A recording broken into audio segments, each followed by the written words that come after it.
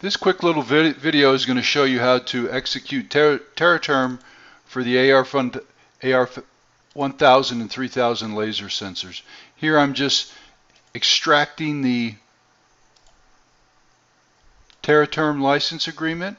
I'm going to put it in that position. We're going to leave the same default. In this case I'm picking English, and we're going to put it under the Tera Term. And I don't want it to, I'll go ahead and keep those shortcuts in there. So now I'm installing Tera Term pretty quick. We're going to launch it. And so once you're in Tera Term, the easiest way to use it is we're going to use it with the serial port. And in this case, I've got a keyspan USB to serial converter, so it's found it. I'm going to connect it. And here you can see I'm going to get binary outputs from the AR1000.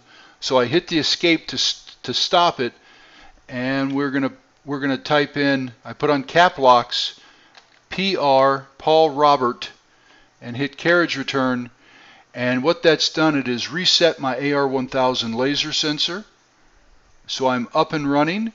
And typically what I'd recommend you do is you type in ASDT Abel Sam David Tom and hit carriage return, and that creates auto start distance tracking. And so with distance tracking, we are now measuring on the application. It should be that simple. Just a quick point, I would also go into setup, your serial port, and in this case we're using COM3 9600 baud 8-bit non-parity, one stop. Flow control is very important to have none.